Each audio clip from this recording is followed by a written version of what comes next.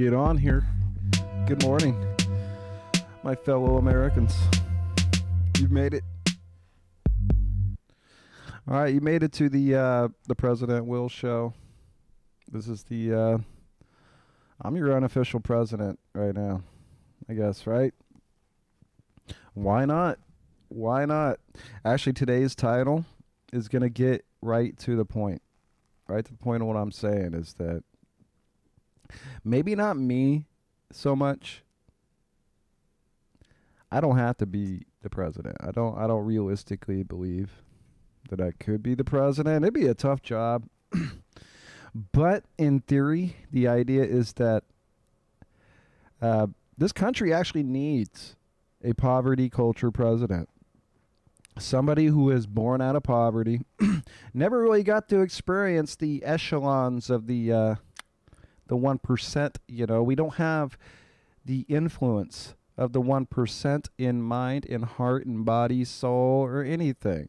So really, it is kind of odd how we don't have a poverty level president to represent the executive branch.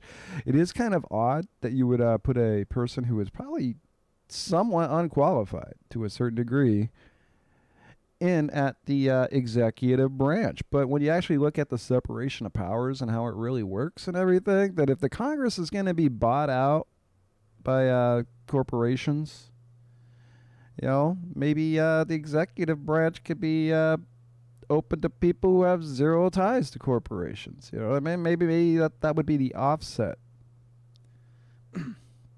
Right? Don't you think that this country actually needs somebody? It doesn't have to necessarily be me. I'm doing it to be funny. And I'm going to dive into this character. I just want to make sure education policy that could probably wipe out the budget, the outbound budget, the U.S. budget, how much money we spend on public education and educating people and children and the school system or whatever. We might be able to actually completely eliminate that cost, and then maybe also make money on top of it with this school venture policy idea that I have. You know what I mean? And then I got this other platform. It sounds kind of weird, but I'd like to take the defunct border wall project at the border and turn that into like an ecological infrastructure project where we're taking water, desalinated water from the coasts, and we're bringing it into the places in the interior and the deserts and stuff that actually need that water. Not so much places that have aquifers already. There's that one place outside of down in Arizona that just got cut off from the city water, man. It'd be something like that where we're helping people out like that. You know? Because, yeah, they're having, they always knew there'd be water problems down south. I mean, yeah, it's limited. It's the desert. But what we would do is that we could just set up desalination plants. One right here outside of San Diego. Pipe the water out to the desert. You know? Maybe there could be other ways, Mexico could sign off to help. See, that's the thing about trying to build this fucking defunct wall, the bullshit wall that's down there, is that it has to be done in this arbitrary way where it's like this, where we're not really working in tandem with the Mexican government. Whereas this was if we turn this into an ecological infrastructure project, we could very well get Mexico to help us not only just pay for the damn thing, but to give up some of the land necessary to work around some of these geological barriers, I guess you would call it, right? There's geological barriers for an actual congruent, like you couldn't build a whole wall anyway. You know what I mean? That was the whole point. He's like, you couldn't actually build one contiguous wall the whole way. You just can't do it. There's too many geological interference. There's a lot of geological interference along the way. So in that same regard, you'd have to maybe, if you have pipelines of water and electricity, that's really what it is. It'd be pipelines of water and electricity, no oil, no fossil fuel of any kind, I guess. This would be nothing but an ecological infrastructure project. This is meant for water. And I guess the actual electricity that's being produced from renewable sources like wind could be could also be generated on a hydro. You could throw the hydro in there. We have wind, hydro. Anywhere it's possible to take advantage of some hydrogen power, we do, because we are literally desalinating water and moving water from the coast out to the desert. That's this one policy, man. I'm trailing. I went on a tangent. I got to figure out a good stump speech for all this shit. You know what I mean? Then we got the criminal justice reform policy, the modified adjudication program. I would seem like a total tyrant for this idea to a certain degree. But when you actually look at it, I think that it's I don't know, it's a very interesting thing. I watch too many movies. It's a product of watching too many movies. Stephen King, he's partially responsible for this idea. So it wasn't just me. I didn't just do it on my own, man. Stephen King helped me out with part of this idea by writing that Bachman book, the Running Man. So that kind of is kind of where you get the modified adjudication program, where we kind of separate the hardcore criminals and the violent criminals that hurt people. We separate that population of inmates away from the rest of the inmates from now on. That when a state levies a charge at an individual, it is now up to the federal government that could step in on capital charges. That from now on, that you would, the modified adjudication program would just be like, boom, we're going to make some sort of grand jury or some shit like that, where those people would just decide through these state cases. Every time a capital state case comes up, bang, they have to review it. They review it and they decide, okay, is this person going to be put up for modified adjudication?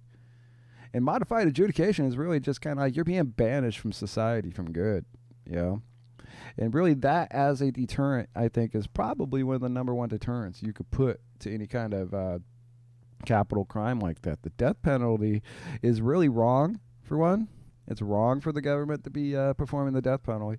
And it's, it doesn't work. It doesn't work. You get, there's too many people wrapped up in it. And I think you could still get the same paradigm with the modified adjudication program, but I think there's probably some ways we can add to bolster that for the people who are worried about that. We could try to bolster the security of people who go into that program to make sure that they're actually guilty. You know what I mean? That you have to actually be guilty, to be put into this program, and they'd probably have to take an extra effort to make sure they do that, because the cost savings, it's really what it is. The modified adjudication program becomes a cost savings, and it's another one where we might be able to turn it around and turn it into a some sort of a revenue generator when you add the aspect of visual surveillance open to the general public, that people can just pay a monthly fee and they can just have visual surveillance of our of the interior of the facility that we keep the modified adjudication inmates in.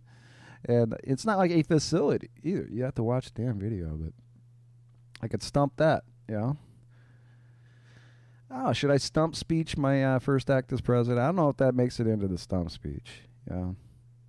Talking about taking the gate down, the security gate around the White House. I could probably throw that in there. It'd be like a little, hopey changey type slogan, maybe. Maybe get a hopey changey type slogan to go with the fact that, hey, I fully intend to do it. I would do it. I would do it. I would do it.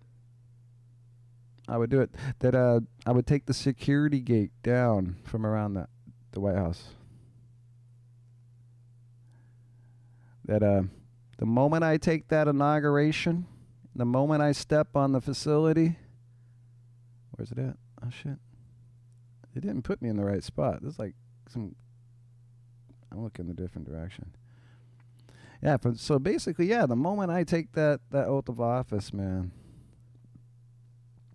literally, the moment I walk in the door, I'm signing off on, take that fence down.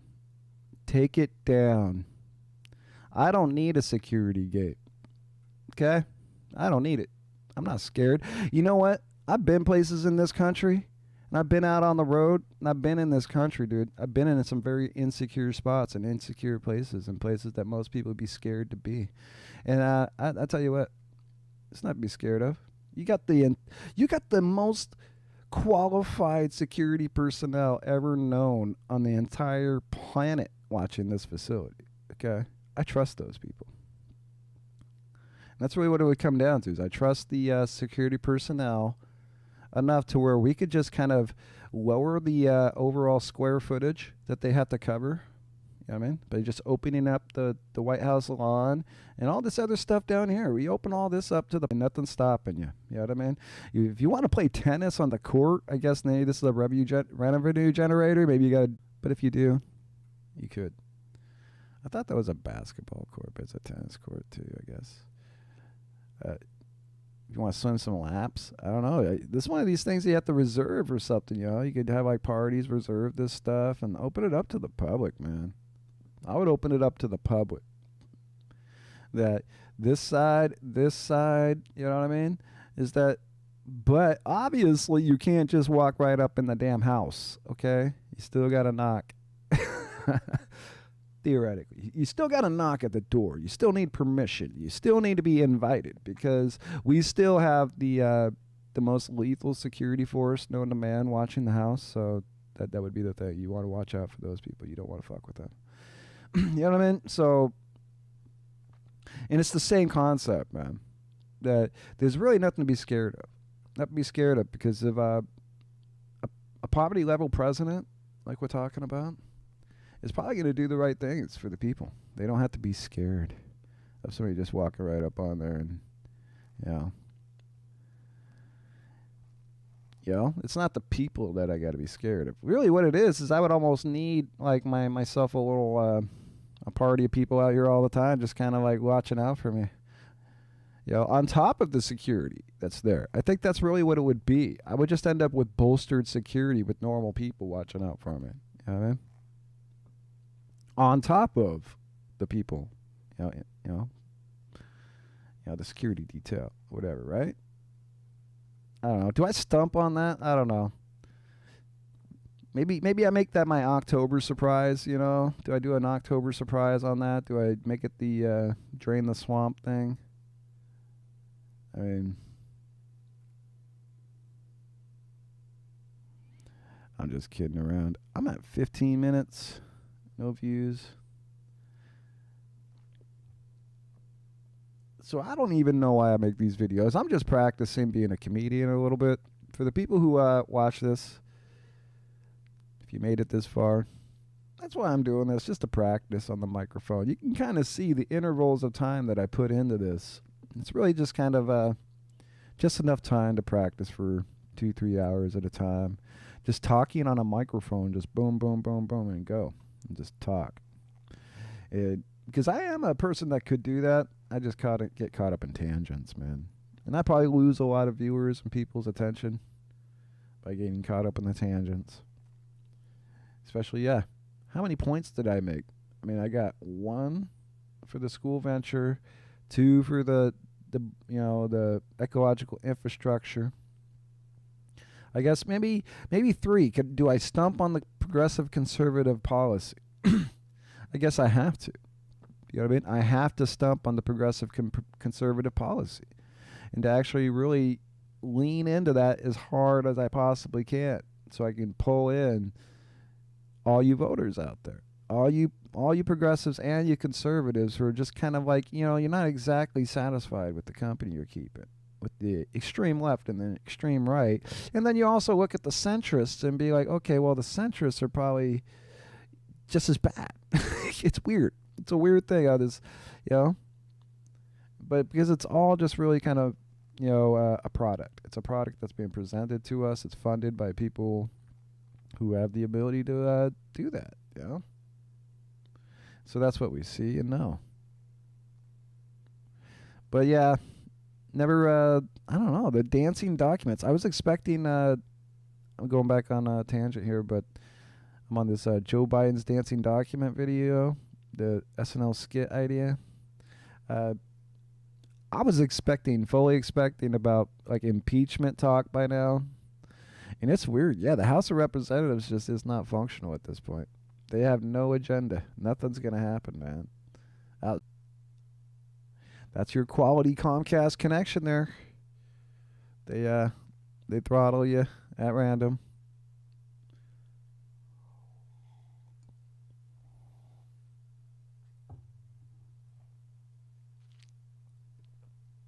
Yep.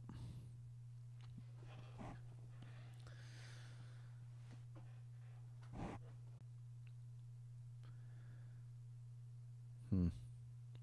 See, it just keeps going back and forth, man.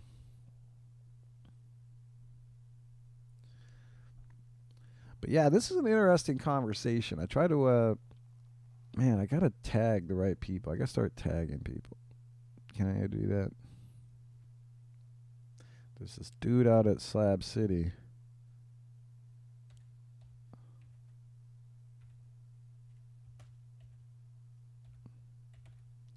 Yeah, that's not it. It's not gonna let me tag it. Do that.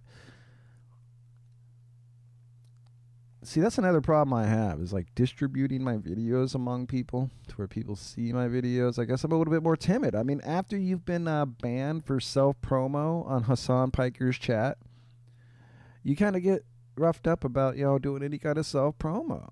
You know what I mean? Why did Hassan and his wow? See, that's why we need a poverty level president like me, dude. If you got problems with these big time streamers not hooking you up, President will hook you up. Hook you up with the views, man. Right? I would be like the first streaming president. You know?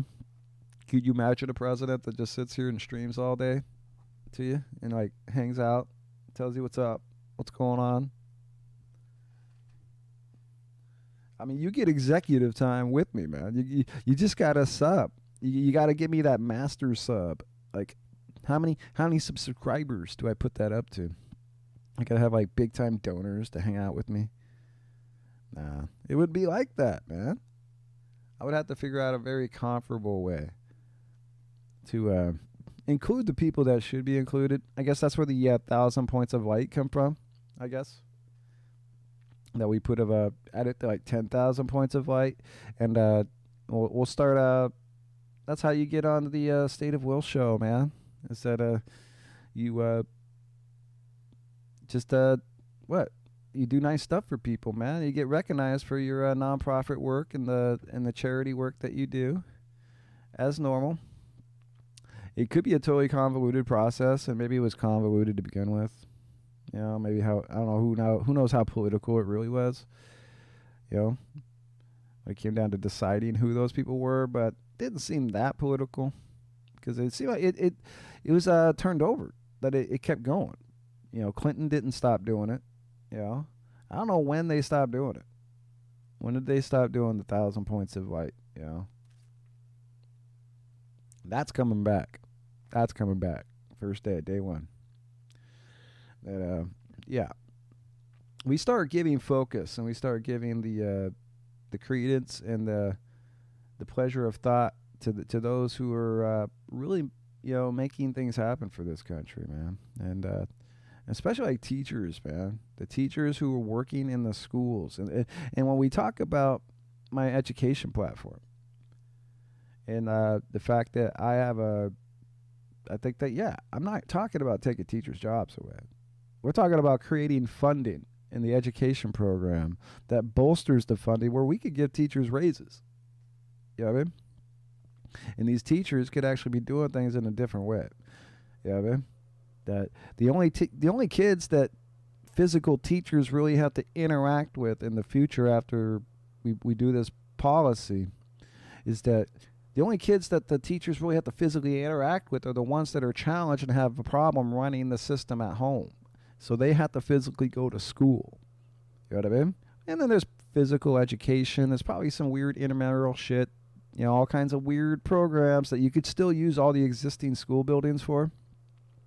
It still gives programs for teachers. The same staff, the same faculty and staff that are there now could still be augmented in a fashion. And then also the ones who are the most experienced teachers with the most bona fides are probably also the ones that are actually running some of the actual programs and the content itself. We'd probably have a lot of live content associated with the school venture. And then you need live teachers. You need live teachers to run that live content. But it's not a classroom setting where, anybody's going to really be able to talk directly to that teacher and any, I don't know, we have to figure out how that works. But in order to do that, you have to go physically, show up at the schools. I mean, all the school buildings are there. All the students are there. We have technology to support it. Computers exist. And not only that, we have a population of people that are kind of hooked on the computers, man. And then the kids themselves are kind of hooked on gaming. They like the concept of sitting at a computer and playing games. So if you just turn the public education into a video game, they will sit and play the video game until they are done with school. Now, you can sit back and be a boomer. You can be all intimidated at the fact that your 9-year-old's going to know more about the world than you because they're playing this game. Pay the fee. Get up on there, go back to school. It's open to everybody. See, that's the thing about school venture you don't get. If you're worried about your kid becoming smarter than you could go back to school yourself on the same video game platform. You could pay the fee, go back, Billy Madison your way, and you can trump your kid the whole way and be like, hey, I'm still the master. Right? You got to do that. You'd have to do that. Parents would have to do that. You got to literally ride the game along with your kids just to keep them in check and be like, yeah, who's the boss? That would be a much more productive world than what we're dealing with now. You know what I mean? If parents had to actually go back to school so their kids don't outwit them, and then they had to pay a little extra, like $30 a month to play the game themselves. I mean, I think that. And if we go global with that around the world, and if we go global with that concept around the world where everybody gets to go back to school this way and get real school credit, then that will completely pay for our education system. Cha-ching. President Will I just gave all the teachers a raise. You know what I mean? The ones that, have existing, there's still going to be a need for actual hands-on teachers. All those teachers get raises.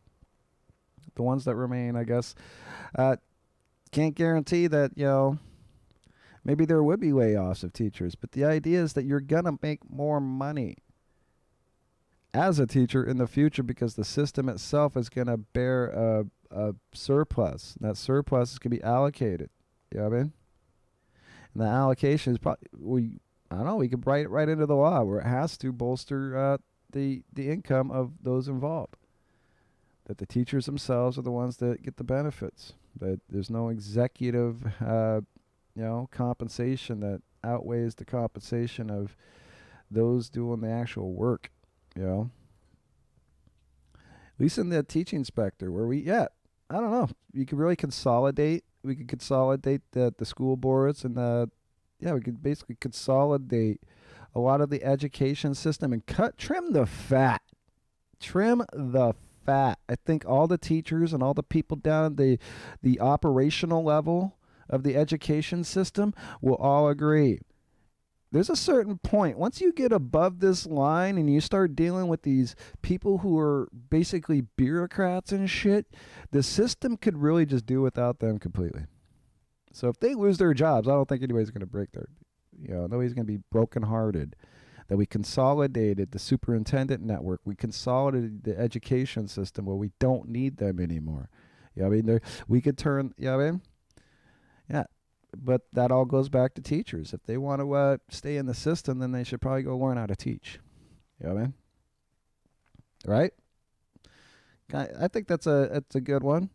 I think most people would understand that. The bureaucratic administration and the way some school systems are run and whatnot is completely counterproductive. It cuts the needs of the people that are actually down at the at the level of being teachers and having to deal with the kids themselves, and they're taking these provisions and these rules from people who don't even deal with the kids themselves, and it's weird. Eh.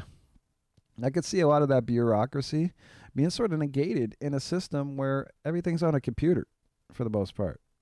Your kids are going to school through a video game that they just wake up and log into the video game and they're at school. Okay? That's like the general idea.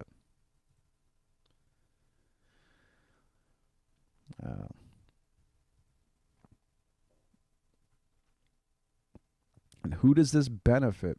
I don't know. Who does it benefit? Yeah.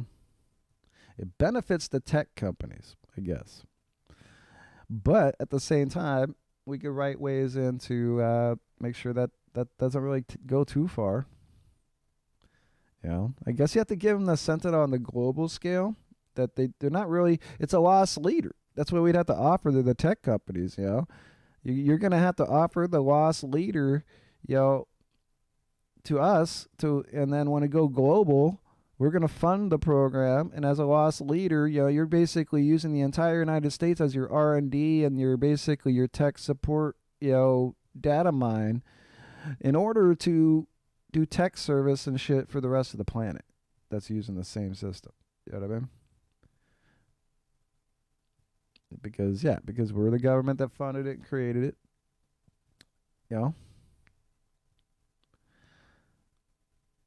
And we'd have to do a Manhattan Project. That's another like day one thing. It's like, you take the inauguration, you walk right into that house and you start saying, no, I'm going to pass an executive order. I'm going to go knock on the door. Who do I pick for the Department of Education? That's really what it is. I have to tap a Secretary of Education that's going to actually go along with what I'm talking about. You know what I mean? I would have to tap a and who would that be, you think? I suddenly got 2 viewers. What do you think? You think this country needs a poverty level president? Somebody who's not connected to the system? Maybe somebody who doesn't even wear a suit and tie. You know what I mean? I'm not saying me. My whole moniker and all that is just kind of a joke, but I'm just going over kind of weird things that I would do if I was in the leadership position. And the last one I was talking about was the school venture thing. I've been making these videos lately about these policy ideas that I have. I know it's cumbersome. You look at the time stamps on these, and it's like you guys sit there forever, but you really don't. I'm getting really good at spitting it all out, right at the front, and then I just kind of repeat over and over if people show up. Apparently, there's 2 people. So what'd you think? Why we need a poverty culture president? I guess the idea I'm giving there is that there's a lot of people out there who aren't connected to the system. There's a lot of voters, a lot of people who I don't see how it is that we don't have representation like this, where we have a completely corrupt, basically, Congress. The Congress is like totally corrupt. Corporations get to buy them out all they want. And if we're really supposed to have like a separation of powers, even for like the White House, Supreme Court, and the legislative branch or whatever, if you really want to truly have that separation of powers, it seems like it makes perfect fucking sense that you would actually put a poverty culture person into the White House that's there to offset the elite culture that runs the Congress, right? And probably by proxy, they run the SCOTUS too, because is there a member of the SCOTUS that isn't from like the leadership class or the ruling class or any of them that aren't Ivy League snobs? Don't you think? Don't you think the entire SCOTUS is Ivy League snobs? Is there a poor person among them? What do you think? Probably not. So the idea is that you would actually try to look for somebody who comes from poverty to put them into the White House. I don't see how that's not like a litmus test at this point for any voters. That if you're looking at somebody who wants to be president, and they haven't actually lived at a poverty level and had to pay real bills or anything, how could you think that they're going to be able to manage the White House, dude? We need people who actually know how to manage their own fucking houses first. You know what I mean? Not even saying that I'm great at that. You know what I mean? But I also don't have the resources. You know what I mean? And a lot of people out there don't. Man. I think you sympathize. I'm wondering who's there. It's like 2 people. These drop chats. Tell me what you're thinking. Who it is. If it's Allie, you should already hit the like button. And the fact that I don't have 2 likes right now, my feet are suffering, spiraling. Who are you? Who are you? I got some sound bites. But yeah, I got these multi-platform presidential speech going. And I think it starts with the school venture. And I do have a Facebook page for that. Let's see here. Let's go through here. Go to the pages. Wait. Wrong one. Pages. What's that? School venture. There we go. Look at that. I got 609 followers. People were hitting that like button. That's actually new. I think I've got a bunch somehow. Like recently. That went up since I've been on this page. Maybe it's working. People talking. But I don't get any likes on the actual posts, though. You would think the post here that says, School Venture is a scholastic entertainment experience. This is a fully immersive virtual world where students of all ages and earn real school credit by playing through the content. So you talk about a video game, much like a PC video game, like a massive multiplayer online video game that's very popular. There's so many different companies that offer these video games. You know what I mean? And what we could do as a government is we could just implement like a Manhattan Project where we just take these professionals and they just stick them all in a room, like 1 million of them, and you make them develop this school program. We make them do it. Like little monkeys. And we put them in there, jab them with sticks, right? So you put this together for us. We got 18 months until the school year 2026 after I take the inauguration. We will launch School Venture, and we'll get it to where basically people who can handle the system just get computers. And then, we basically send computers out to the kids. Now, families that have multiple kids in the house, there's probably going to be some sort of requisition thing where we don't send one for every kid until that kid actually starts performing. Get this. The fun part of School Venture is that the students themselves can sort of dictate how far they go into it. And the top performers and the people who are doing really well, the government itself could just keep sending them new stuff. That, okay, by doing this well in school, we're going to send you stuff that will augment your computer system, little stream decks, and all the little bells and whistles to make your shit look so cool. You know what I mean? It make you feel good about what you're doing. Would that not be an incentive for these kids just to try harder? You're going to end up with 10-year-olds. We're going to have the first Doogie Howser. You know what I mean? So if this launches in 2026, maybe by 2030 we have a 6-year-old? That'd be like 4 years. So yeah, you're talking by 2036? By 2036 we'll have like a Doogie Howser. You think? Think we could produce a Doogie Howser with the school system like that? That's what I think. I think that you would run into kids who just play the system and they just play and play and play, and until it's over.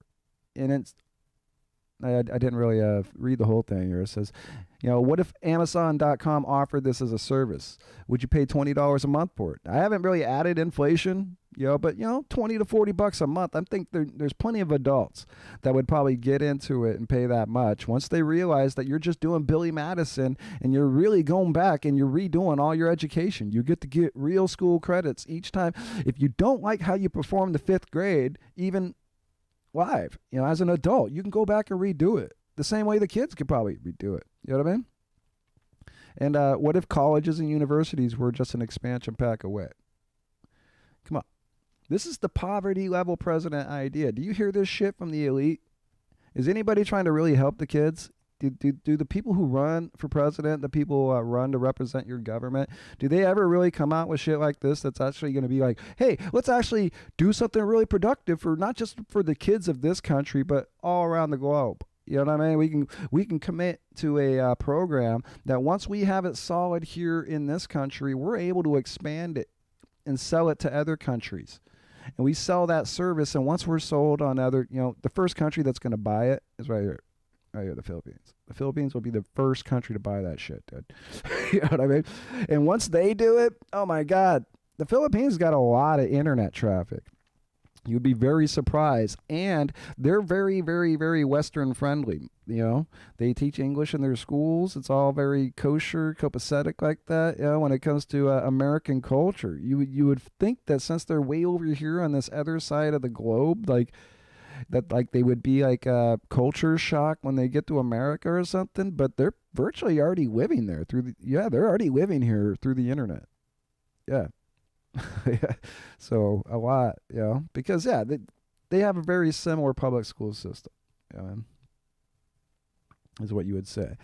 And if you're able to subsidize them somehow, not really subsidize, but you sell them the program, but it ends up subsidizing their schools because now they could do the same thing where they're saving money and turn it around. And maybe, we got to figure out a way to where, especially, when you start getting into these deferred cultures, I call them deferred cultures because they're probably a little bit further outside the industrial world. And, you get out here, it's like, you don't want to do too much to interfere with their lives, but at the same time, you want to offer them the same level of education that's available because all they need is an internet connection. And it's up to their government to fund it for them, I guess, right? That's really what it comes down to. Because we're really just selling the product. Our education system would develop the school venture and then just sell it to the rest of the world. And probably Augment would probably give it away to certain countries, of course, but it'd be given away to certain countries, and it would be free. We would subsidize certain countries out there, I guess, right? We owe a big debt. Yeah, we owe debts around the world. Little tiny foreign policy debts all around the world that we can just go around and kind of make up for the fact that there's people from our country have kind of been showing up around the world and trying to rip them off and stuff. You know what I mean? There's these economic hitmen and the people who kind of run our financial system that kind of go into these third world countries and they trick them into contracts and building infrastructure. It's basically infrastructure contracts, but the infrastructure was really only to get to the fucking minerals. So basically the same economic hitman, they come into these countries like South America or some other third world country, and they give them all these hopes and dreams of building these roads that are going to help their economic system, and they're going to get so much back from it. But really, it was all just so the bankers' friends who run mineral development companies could just go in and use those very same roads to get to the minerals. You know what I mean? And then eventually, they just end up systematically taking over politically once they get there. Yeah, so once those multinational companies show up there to start doing collecting the, whatever it is, whatever mineral it might be, they systematically just start taking over politically, because they have more financial power. You know what I mean? So, I don't know. I take that to heart. That we could probably offer some, we would definitely offer some of our school system for free to certain countries. Other more industrialized countries can, they could pay in. What do you think, right? That would make tons of money.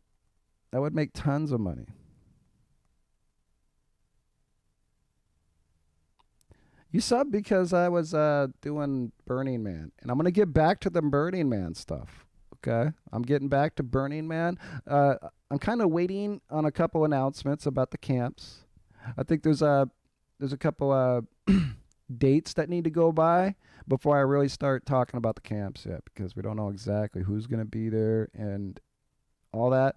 So, I don't want to get anybody's hopes up is what it is. So I do got some info about Burning Man, and I'm going to get more involved with it, and hopefully at some point I'll be personally involved helping burners get out the Burning Man, maybe trying to set things up to where maybe I could actually be something like that in the future, where people can just kind of stop by my place on the way to Burning Man and be like a satellite, get in that way. Maybe where I don't ever see myself affording the tickets, but For people on their way there, I could probably, give them a place to park and lodge for like a night on the way there in the plan that I have. Yeah. But anyway, yeah, that's air supremacy. If you, yeah, you, well, a lot of people just subbed, and still people tune in to the channel for the Burning Man coverage. And we're gonna be there. We're gonna be back there for the 2023. I gotta get through the dates on exactly where the camps are at. Then I'm gonna bust out the map on the camps, and they'll start contacting camps and everything. I found a map, a really interesting map about where all the camps are at, and I'm gonna be using that again this year. I found it late in the production as I was going before, and then, yeah. Here, let's go back. I could scroll down. You can see the Burning Man stuff. See, it's gotten a lot of views. It's this particular one, and you probably subbed there. I can understand. You really didn't know what you were getting into, but I would hope you stick around because I'll get back into the Burning Man stuff. I got some graphics. The Animalia or whatever. We got the theme. The Animalia, animal something. I am the beast in the darkness or something. There's a quote that goes along with it. They got some stuff going on, and we'll get into that. And I'll probably be looping some. I'll probably make some new music for it. I did some music for it the last time around, and hopefully that'll be my contribution. If you look at the videos themselves, it tells you up front that it's as seen from home. Okay. And hopefully that at-home experience is going to get a lot better. We'll actually have burners and everything coming by to and from. And then, because like I said, I don't know if I'll ever make it out there. Maybe I can get sponsored somehow as a streamer to get out there. I'd feel a lot better that way. If I'm sponsored to go out there and somebody wants to take me out to Burning Man and they're okay for me not being there the whole week, I could just come visit.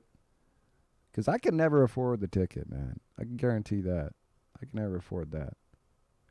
But and I couldn't afford all the sustenance to survive out there either. So that's why I would literally like 1 or 2 days and I got to tap out, man. Maybe. Might change my mind. Stay the duration. Experience an exodus. I guess that's the real one right there. It's like the whole week is like just like a tease for what you're going to experience with the Exodus. I guess Exodus this year was like really, really thick. And I don't know, I guess I try to have fun with it. You just got to try to talk to people while you're waiting and make some new friends maybe. It's amazing. Well, I am making it into the algorithm slowly. I do notice with some of my analytics that my videos are getting pushed out there a little bit. I don't know if my terms helped, poverty culture president. And that's what I'm talking about today. I've been getting into some videos lately where I talk about some crazy policy ideas I have. And it's not even so much policy. I was hoping to get into some other things with this country. And fun stuff that you could do. Like if you were president, what would you do? I was talking about taking the fence down around the White House. You know what I mean? That we would open the lawn, the south lawn, all this stuff open to the public. Yeah, you just walk up. You know what I mean? And then we would just bolster the security of the building itself, I guess. But people would just be free to walk up here. I've been to D.C. one time, and I didn't necessarily have the desire to like walk on the lawn or anything. But now that I think back to it, and it's like, if there was no fence, I would have done it. And just same with anybody else. I just welcome people out here. You come enjoy the White House. You come enjoy this lawn. This is your lawn. It's not my lawn. This is your lawn. You know what I mean? How is it that no president has ever been like, wake up to that concept that, you're literally putting up a security gate around like this is supposed to be everybody's house, man. Yeah, you can't just walk in. You probably need an appointment and shit. But I mean, you have to be absolutely scared. At this point, with all the technology and security abilities that we have at this point, how scared you really have to be to have this fence here. When it's just like, Yeah, I would say I would think that I trust the people who guard the building to guard the building. You know what I mean? I think that if you lower the square footage and all this extra square footage that they have to maintain in a security, detail, it actually bolsters their ability to secure the building itself. All right? I think there's a mathematical equation there that would help. But or there's stuff inside the White House. You know what I mean? Like what kind of funky stuff inside the White House could we do to make it all cool? Maybe paint it. Maybe paint the fucking White House. You wanna paint the White House? What color? Maybe yeah. Yeah, it might get Banksy up in here. Get Banksy up in here. Let him paint my fucking White House. What do you think?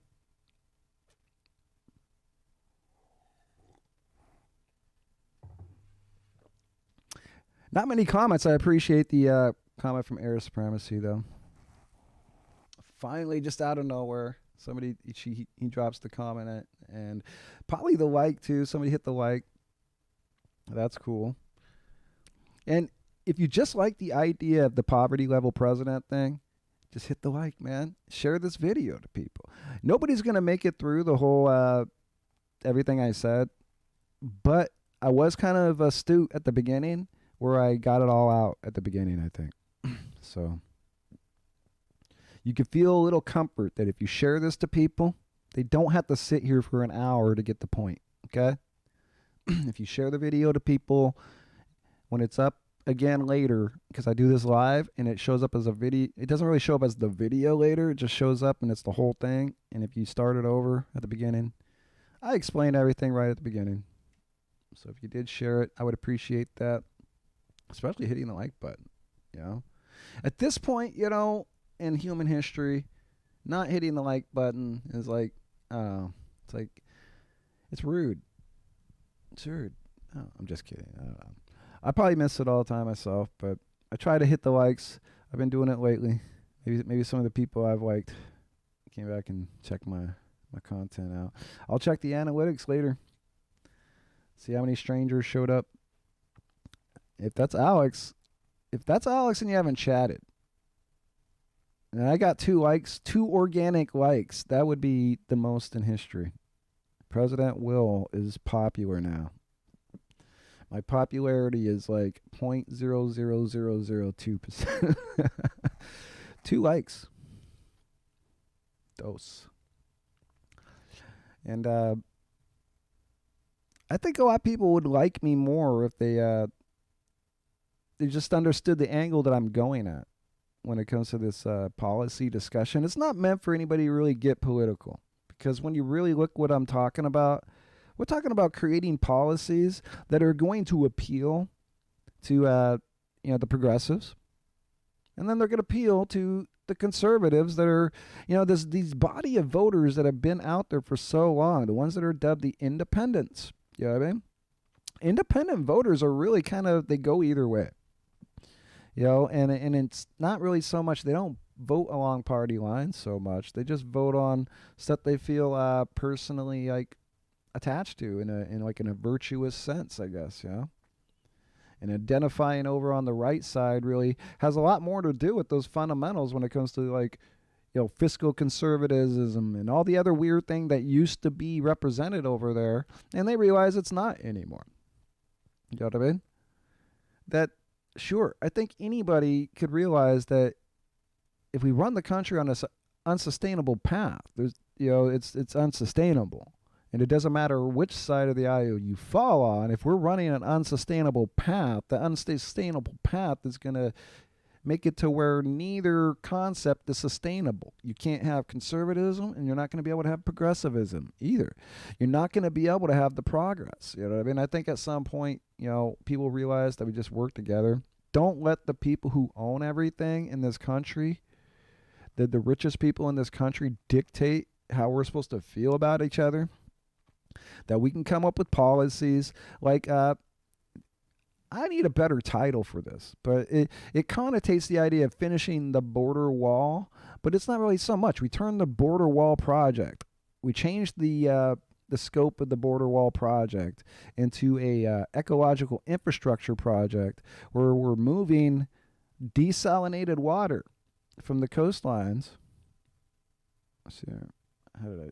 Yeah. So yeah, we'd create a big giant program within the federal government that's going to desalinate ocean water and then pipe that ocean water into the deserts to the places that need it. There are places along this area that don't need water. It's not every single community out here. A lot of people would think that, oh, it's out here in the desert and every, like Phoenix, there's places that need, no, they're sitting on aquifers. Like Tucson sits on aquifer. I think Phoenix, pretty huge aquifer. There's aquifers along the way, but there's places that don't have that. And those are the places you want to help. And we can have agricultural grade water. We can have drinkable grade water. We can even try to find a way to use that the brine, so we don't have to pump the brine back into the ocean. You know. So yeah, there's that brine thing. I don't know what you would do with it. I mean, if the Salton Sea is already really fucking salty, maybe we put it there. I don't know, dude. What do we do? Because there's going to be all that brine crap that's left over after you desalinate the water.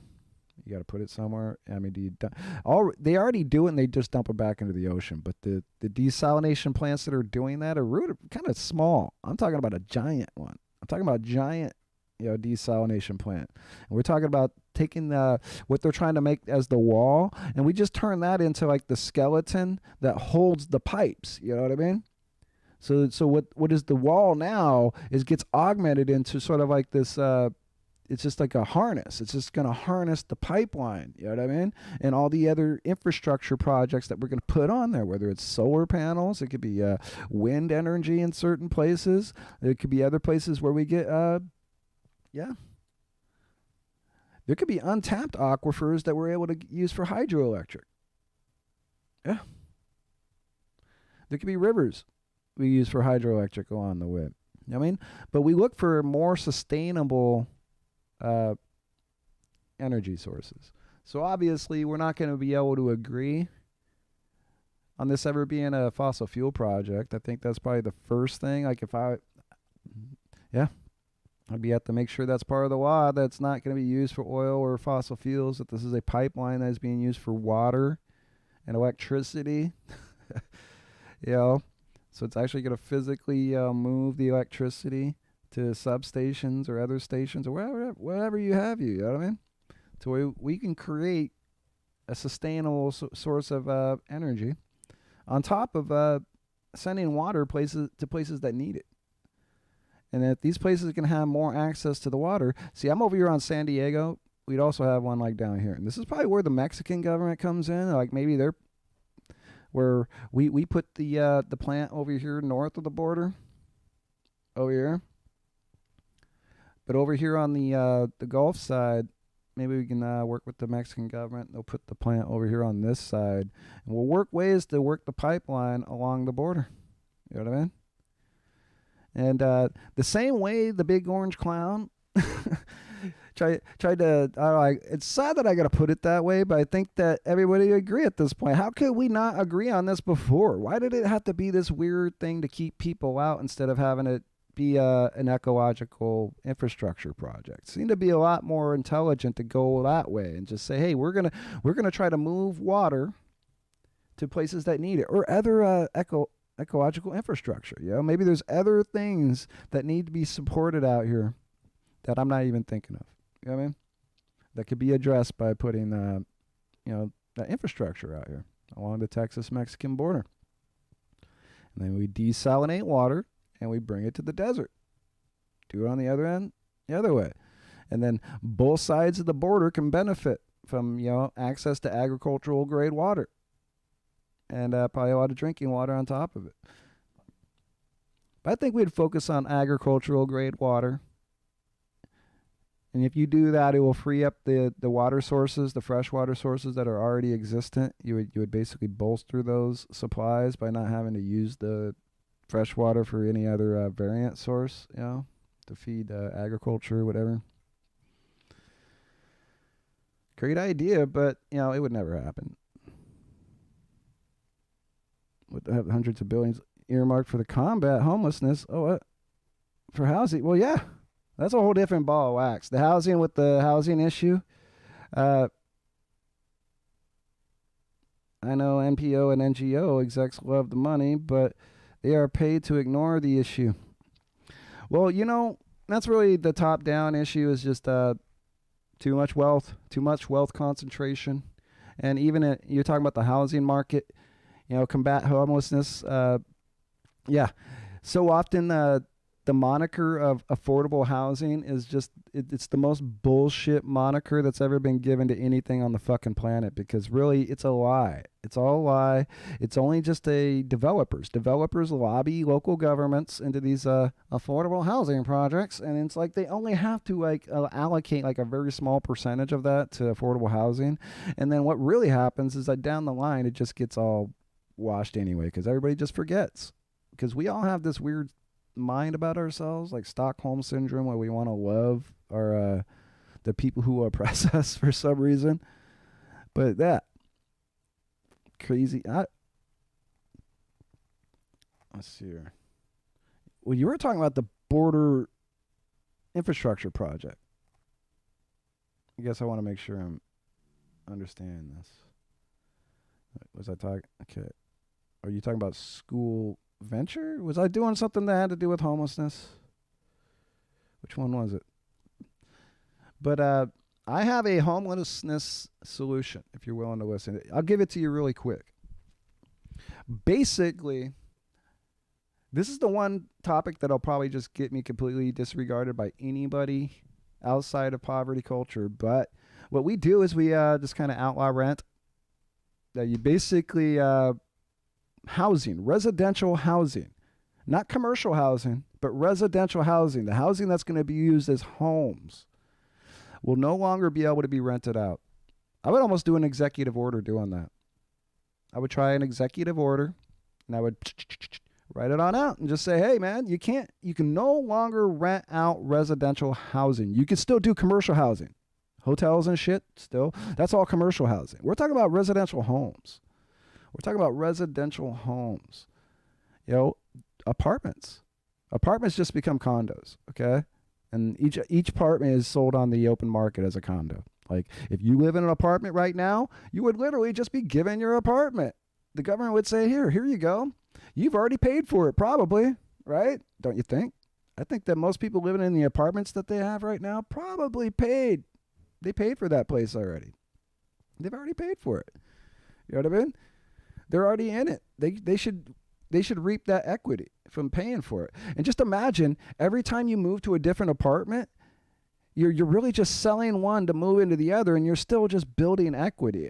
There's no reason why, even if you're starting at the bottom, at the low end, and doing like cheap apartments, that you could still work your way up to eventually live in a house. There's a lot of people who don't want to live in houses. You know what I mean? There's a lot of people who might not want to live in big box houses when they don't need that much space at all. You know what I mean? I'm sure there's a lot of people. But what I'm saying is that instead of allowing these corporations and the speculators to come in and run roughshod right over the top of municipal governments, that's another thing that's never talked about, is how the housing market now has basically rendered municipal governments totally impotent. Okay, they have gone through all this process for a generation. 100 years of municipal process of setting up zoning laws and having zoning for residential and commercial and industrial, and separate. How much tax dollars is spent adjudicating this fucking process to get to this point now, where now the corporations can just leapfrog right into the residential zone and turn the residential zones into commercial zones, totally usurping the municipal process for hundreds of years of municipal process that's gone into developing commercial zones and residential zones for the purpose of keeping that shit separate. But now what's happened is that the commercial zones are really, they're actually the residential zones. These are the commercial zones now. Commercial operations. These are all commercial operations now. You know what I mean? That, corporations come in, buy up the housing, and just rent it out. You know what I mean? And it shouldn't be allowed. And if we have to cut the whole thing off in order to stop it, I guess that's what we got to do. We just say we outlaw rent, and that would solve homelessness almost overnight. overnight. When you talk about a housing solution, when all those vacancies come due and then apartments are like super cheap and it costs you like 10, 12 grand for an apartment, you're not going to be complaining about housing anymore. You're not going to be complaining about homelessness anymore. Apartments would become very cheap. You know, houses would probably become fairly cheap too. So, see, here we go. Goes back to poverty culture president. You're never going to get these ideas from people in the elite. You know what I mean? And some idiot who didn't even go to college. I didn't even make it into college. I would have loved to have gone to some great colleges, but look what would have happened to me, man. If I would have ended up going to like some Ivy League school or Stanford or something like that, I would have just been convoluted right into the system like a lot everybody else. You know what I mean? Where I'd have all these business ties and personal ties to the I don't know, to what the straight world you would call it. The people out there basically trying to run roughshod over all the rules, the rich and the elite. A lot of things. I think most people could tell that a lot of the rules are slowly changing. Yeah, I've had some things happen to me personally in my personal life pertaining to some corporations and the tech companies lately that I would boldly say at this point that, we're all kind of victims at this point, and there's really nothing we could do about it. That even if the system catches these tech companies or any of these people screwing with you or doing anything illegal, there's no recourse for it. You just have to move on, and then the company itself might pay a little fine, and then just go back to business as usual. There's no real self perseverance anymore. That doesn't exist. That there's no right and wrong when it comes to the factional world of participation. When it comes to whether you want to be involved with the internet like I am right now. It comes at a pretty heavy cost, and the cost is getting heavier every day. And who knows? It seems to me like what's coming in play is a caste system. I think is really what it is. It's like a secretive caste system that's being sort of enforced upon the people, where you just don't know. You just don't know that you're in the caste system. Yeah.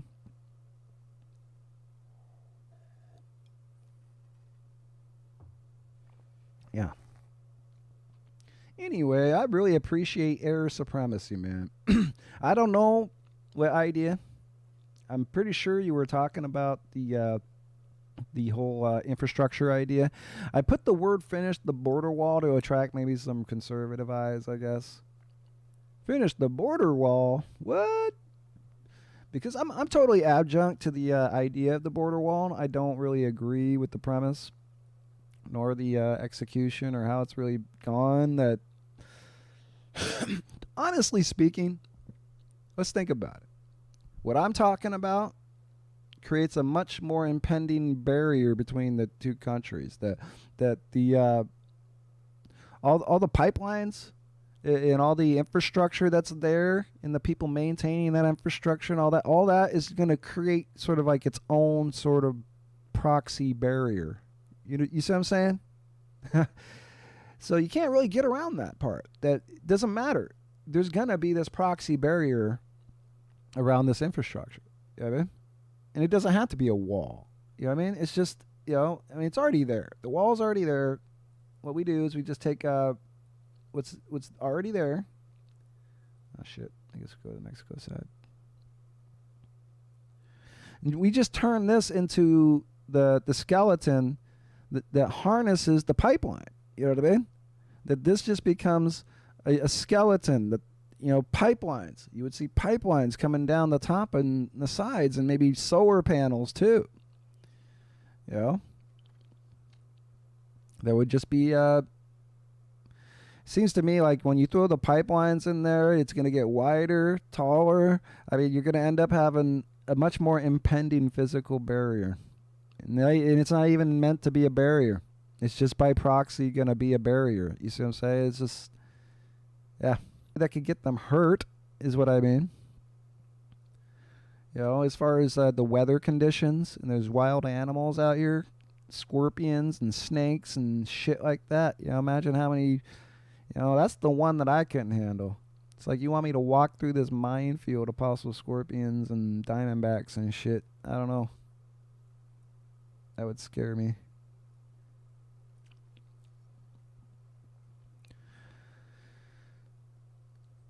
But yeah, I don't really disagree with migrants coming back and forth here.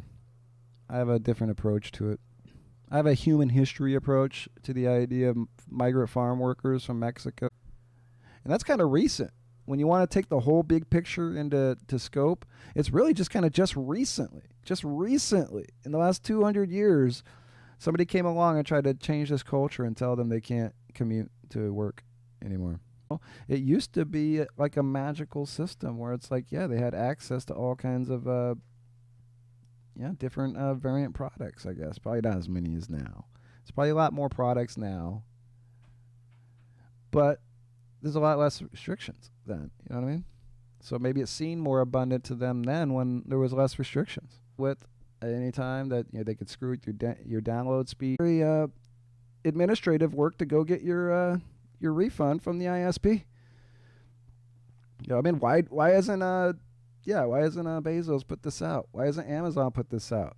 I'd buy it real quick. You'd buy it tomorrow. You know it. You put that on your wall, and then anytime your internet connection dips below what you're paying for, they're going to process you have a little virtual assistant that processes a refund for you.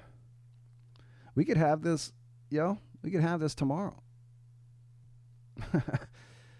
Heck, you make me president, I will look into creating this ourselves as the government, and the government will put that shit out. The government will send you a internet police meter that, to keep the ISP straight.